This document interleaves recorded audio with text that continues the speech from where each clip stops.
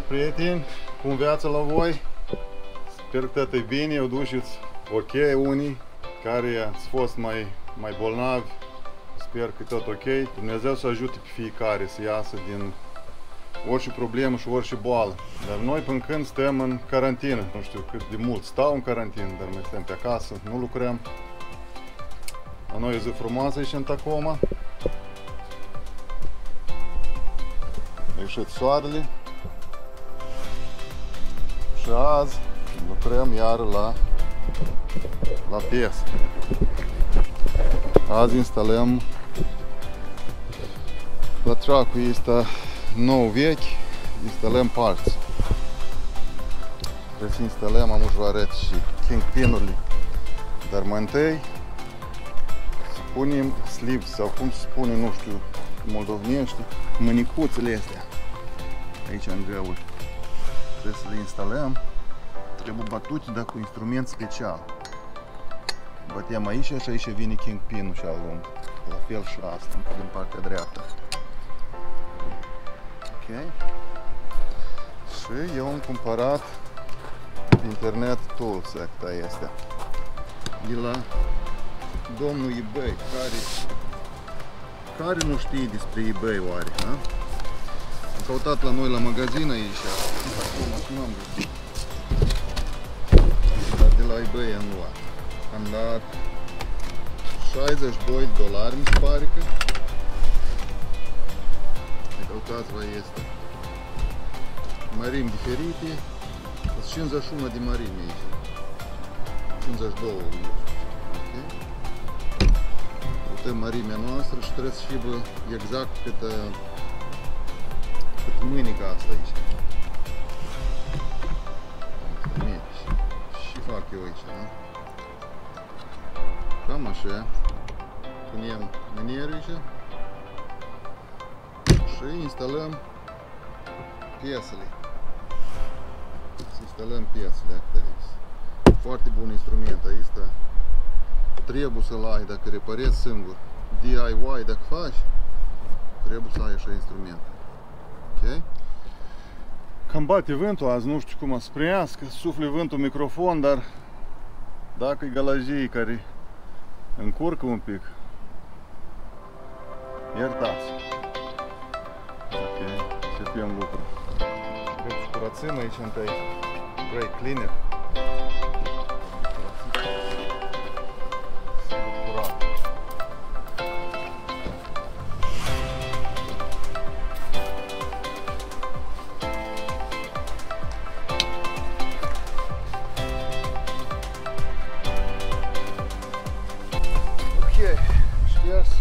Am cu transmission oil puțin trebuie să ung.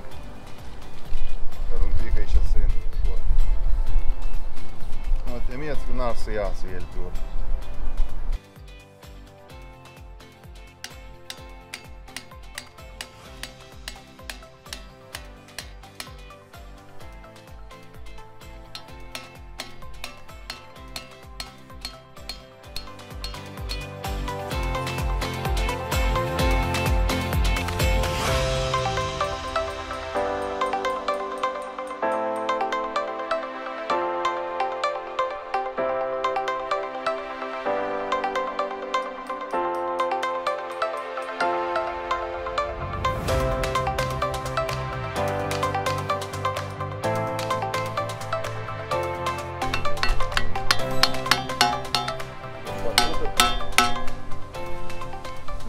Mai înăuntru.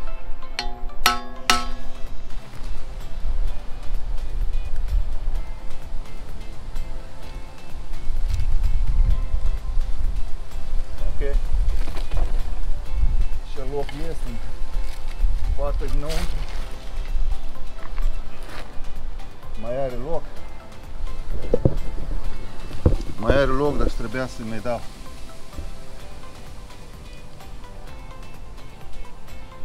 Tot să meargă un silu ineluș subțăreal.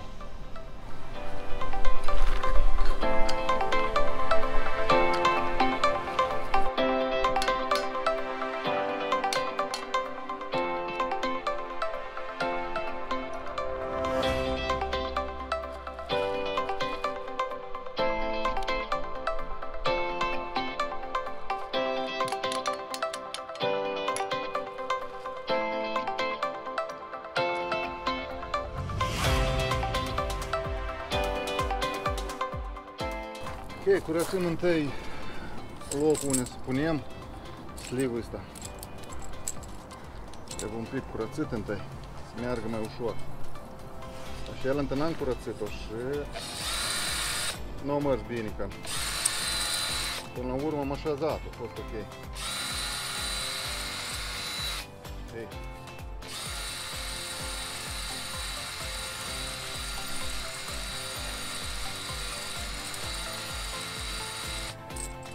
Nu, temeți că nu faci și gaura mare, e doar curăț. Nu a luat nimic, doar o curățit, murdărie, care a fost și atât. Iată e ok.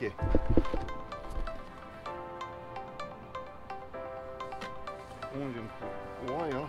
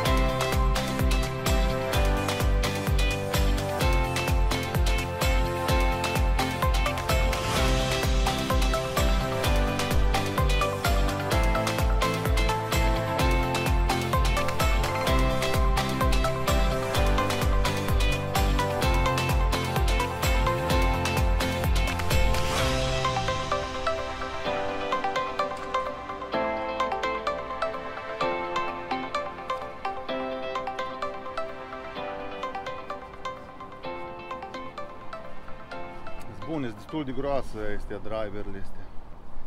Destul de groasă și fotografie arătau cam subțirele, mă gândeam, băi, e cel subțirea să corobănească și să îndoaie un pic. A fost ok. O, ăsta merge mai bine pentru că am curățit locul întâi.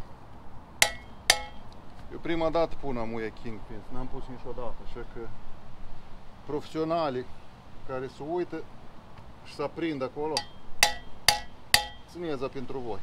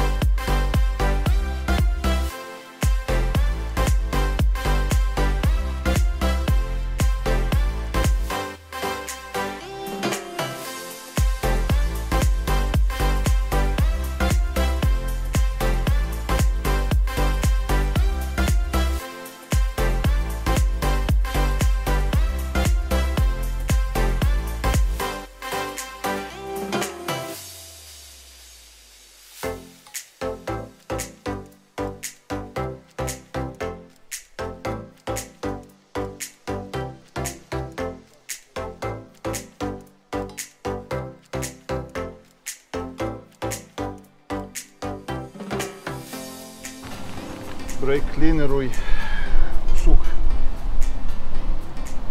Oi lungi.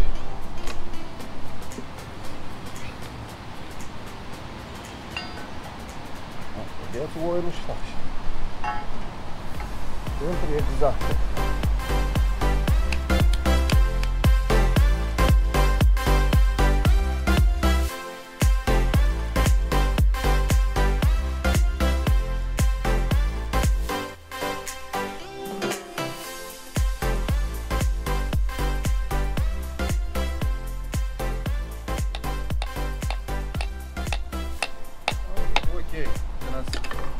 Începem a cârni volanul,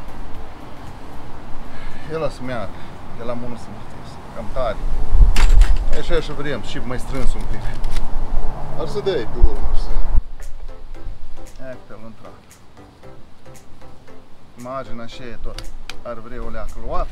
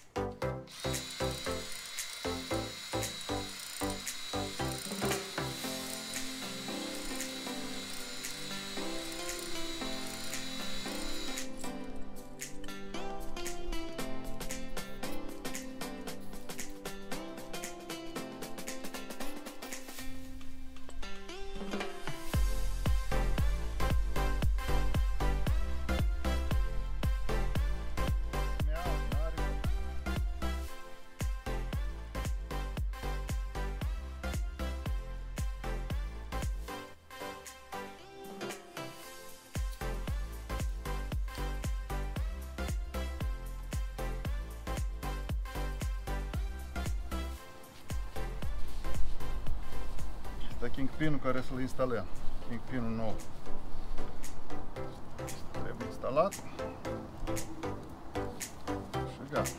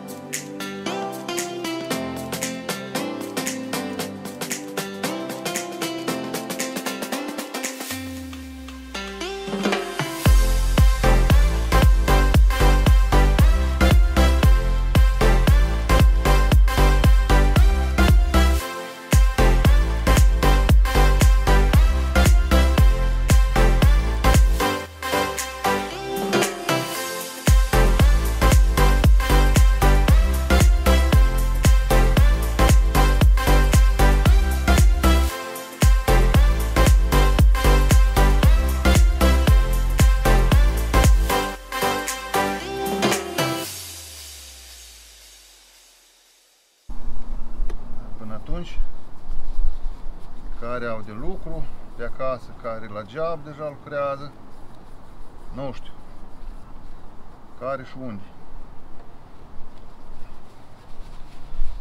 Eu vreau să termin tracul ăsta să ies cu dânsul. De fapt am altul, eu cumpărat, am un care vreau să mai lucru până îl termin aici. Nu vreau să mă grăbesc tare cu dânsul, să-l scot așa neîntreg pe drum. Dar să văd. Am Volvo din 2013 de vânzare și o scot de vânzare săptămâna viitoare, cred că săptămâna viitoare la bazare. Are 680.000 de mile. Da. Așa am decis. Nu e că rom cu dânsa, fiindcă lama asta vechi, ca să merg pe asta.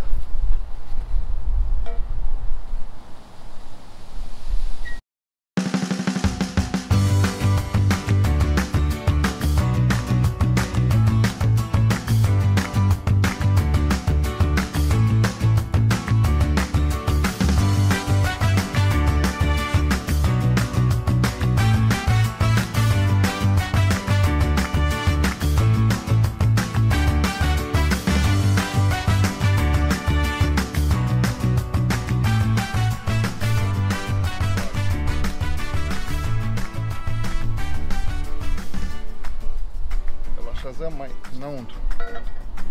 Ok? Este atent, așa să te uiți, marginile să fie tot egal. Și din când în când așa. Și cană îi dai și te uiți.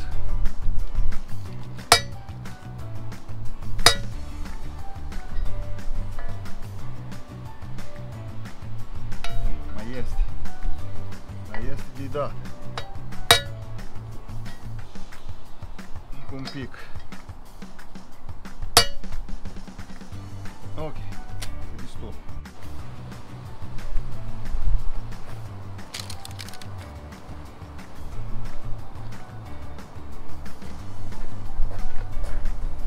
Ăsta e kingpinul vechi. Să-și al vechi, trebuie puțin să-l fac mai subțiri, să mă ajute la instalat.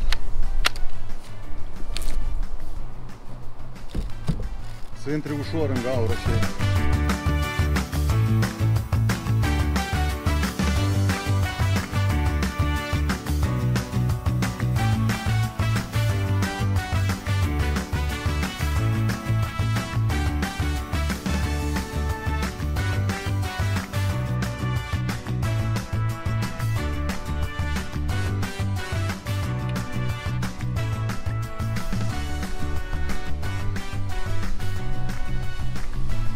să intre liber, ușor să intre, în greurile astea.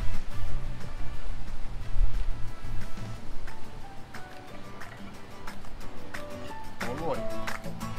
Vrei oia. Frumos. Ia oia.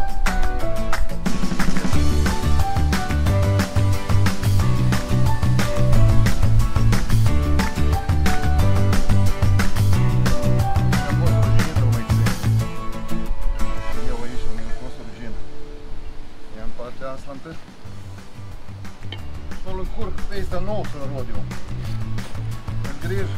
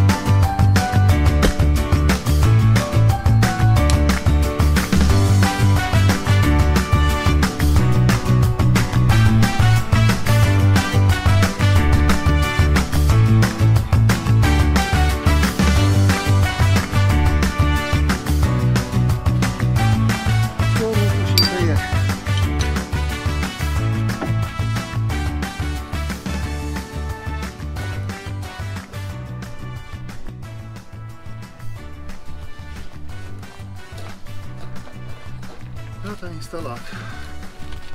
Merge ușor, normal, că nici nu umblă. Dai și se duc. Nu trebuie. Vedeți? Așa, normal, trebuie strânsuț. Pus bolturile, deci am bătut pinul, iar bolt partea aceea. Am pun crâșca deasupra, de sub. Dăm cu solidor. Mutăm partea aceea.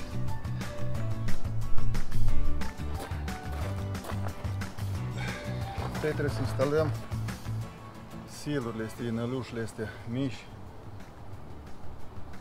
Ok. Ele vin 4, când așa bat. Vin în complet kingpin-urile. Să le instalăm. Sunt tare finuți, trebuie să lucrez că le îndoi îndată. 11.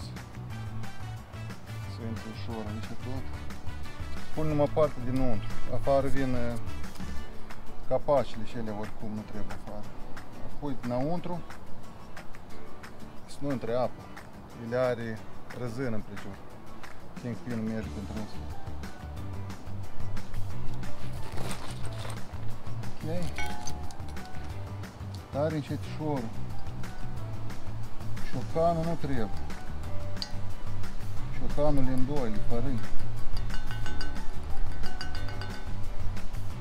Trebuie câteodată. Cumva ta sempre. E ca așa. E ca așa cheiță. Le bat. și pe drept, e frumoasă marginea. Să nu iasă mai în afară de fața asta aici. Și pe înăuntru. Ok.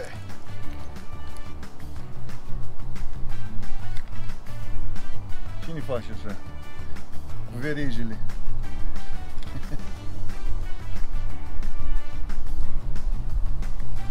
Nu, azi nu ne căsătorim, azi punem inele la roți.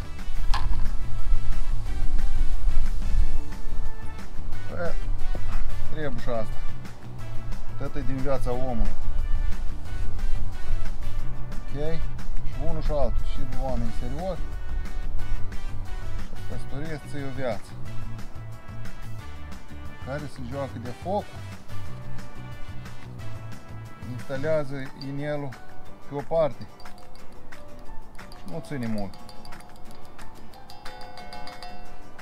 Nu le ține mult.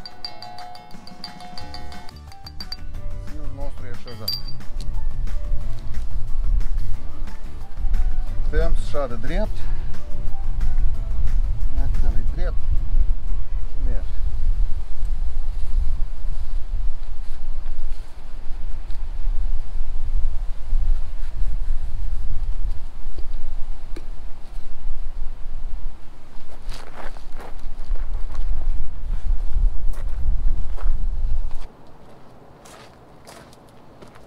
Ok, înainte de a instala trebuie să puneți solidor în thrust bearing.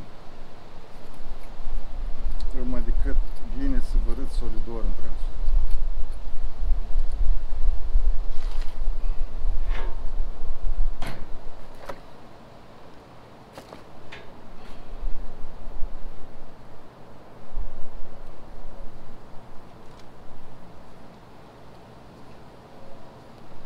Folosesc de asta solidor.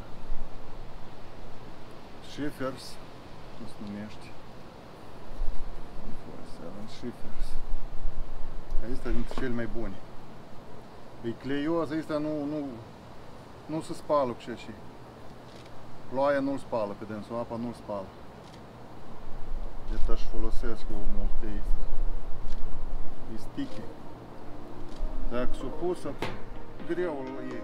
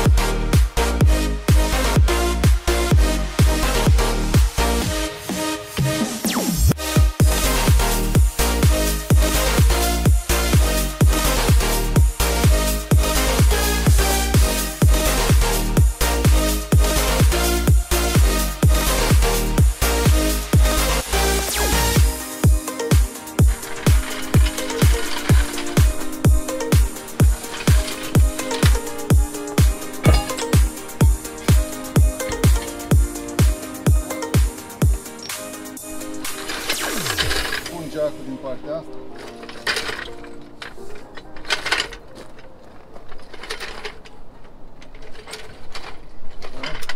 Cam nant aici. E cam nant, dar ceva lemne trebuie să pun.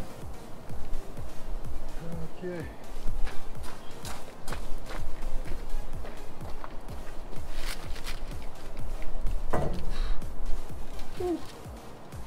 E greu. L-am pus upside down. L-am pus cu sus în jos. Nimic. Schimbăm.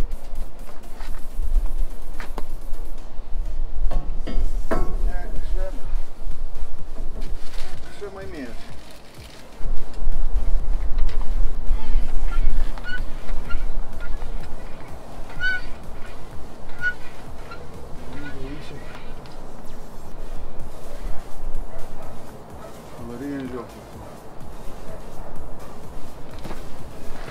Ăsta e și al vechi. ajută pe noi să instalăm. Ok. There we go.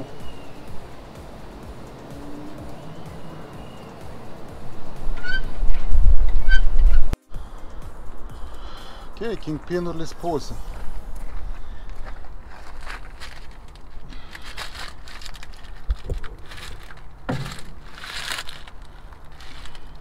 Vedeți cum au intrat pinurile astea. Au intrat teta aici, dar partea cealaltă am făcut o greșeală, dar am reparat-o. Dar e bine greșelile să le reparezi, să recunoști că faci greșeli. Ok, aici când am instalat, pinul ăsta mic, că era ieșit cam atâta, jumătate de inci, poate și mai mult, era ieșit în afară. Eu i-am dat cât a intrat cu ciocanul, am palit partea cealaltă tot. Ăsta de jos, tot așa, era ieșit atâta în afară, jumătate de inci bun chiar, mai mult. Băi, eu știu că el trebuie să intre tete, aproape să intre la nivel cu balca. Dar el, kingpin-ul nu a venit până sus, era cam coborât. E cam el a venit aproape la nivel cu fața asta de sus. Atunci era coborât, nu știu, 3-4 mm cred că era coborât mai în jos. Și astea pinuri au intrat, dar nu cât trebuie. Le-am scos înapoi, de sub l-am mai bătut și tare ușor a venit în sus, la locul lui a venit. Și am bătut pinuri la loc, uitați, am uit cum trebuie. Așa că aveți grijă, dacă când ați scos și pinul era la nivel, așa trebuie și când instalați. Eu mi-am dat de seama când am ajuns partea cealaltă. Acolo a intrat pinul tăt, nu înțeleg. Zic, partea cealaltă, partea dreaptă e... Deci nu a intrat pinul cum trebuie, dar partea stângă a intrat. Așa că m-am întors înapoi și am reparat aici treaba. Am pun capacele astea aici, le-am vopsit și trebuie să le folosesc pe miele vechi, că în complectul ăsta nu au venit capacele. Creștile nu au venit. Au venit gasketurile, dar creștile nu au venit. Motorul leacă, dar e ok. Crezi încă o leacă și atâta pe azi. Mâine iară altceva, aștept ceva parți aici la break-uri, dar e ok. Înăuntru dezastru cam la noi aici. Înăuntru. Uitați, îți vede motorul acolo. Este atât, le-am scos, nu-i problemă, le instalez atât înapoi. A fost ușor să schimb astea liniile la diesel pe aici. Am intrat pe aici frumos, am instalat, am schimbat tot și spate de aici dinăuntru acces, pe urmă să nu scot iar. Ok, asta e tie rod-ul care merge între roți. Am lucrat și la dâns, am ros, am vopsit-o. Am făcut aici thread-urile să meargă bine. O să instalez și pe dânsa după ce instalez kingpin-urile. Pescare, uite. Și-au luat license și l-au pus la oglindă. Ați prins pește? Eu la dânsul YouTube-ajul ăsta mitel. Ce tu vlog? Ia la dânsul. De care camera asta la tine? Here 4. 4? Asta e cel mai bun aici, știi? Pentru că ele au zvuk, dar la mine trebuie zvuk să grăiesc aici în microfonul ăsta de păr. Ați prins pește? Ia n-arătați. 10? Yeah, 5 each. Ia n-ai. La dânsul. Trout ăsta? Gata, mâncăm pește prăjit în seară. Da? Ai luat license? Yeah, I bought one. Vezi, ca să nu iei ticket la Ranger. It was easy.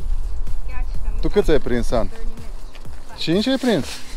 Voi parte dreaptă, să nu vă obișnuiți unul pe altul. 5 tu și 5 el. That's good. Hai, curățăm și eu vin în casă, mă, și prăjim pești. Давай. Good job, guys. Și eu mâncăm pești în seară. Mă apuc eu mai repede să lucrez. Mergem la măleguță, pește și cu usturoi, cu mojdei. Mâncarea noastră preferată.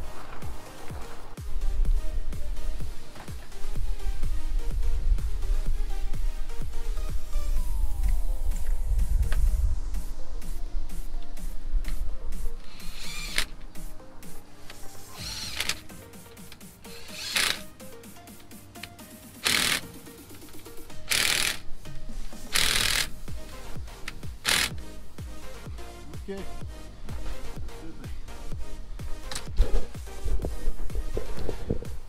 Amuș ungem aici cu gris ganul. Ungem și gata și gata. Unde vă duceți voi? Iar la pește.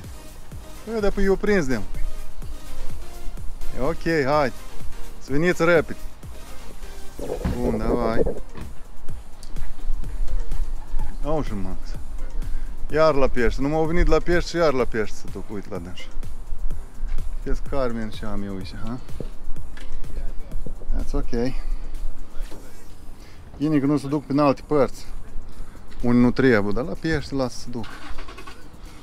La pește e ok. Idem cu solidore acolo. Ganul. Aici trebuie să iasă, că vezi? Trebuie să tușnească de un solidor afară, atunci știi că e gata. S-o uns.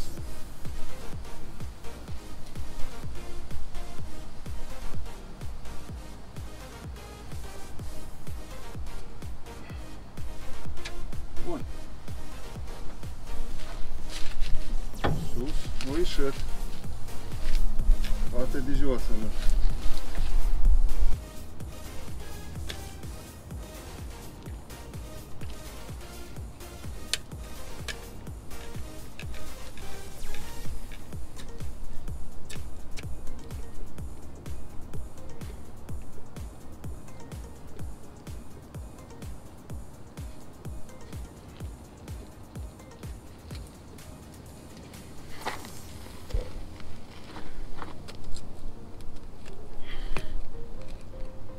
Gata, iese jos.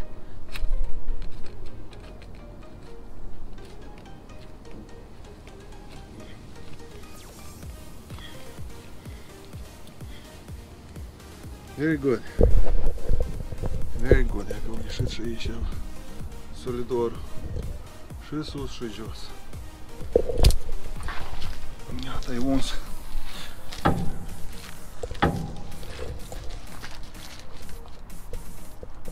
Nu mai îmblăm. Încerci în sus, în jos, înainte, înapoi, stânga, dreapta, nu. Frumos.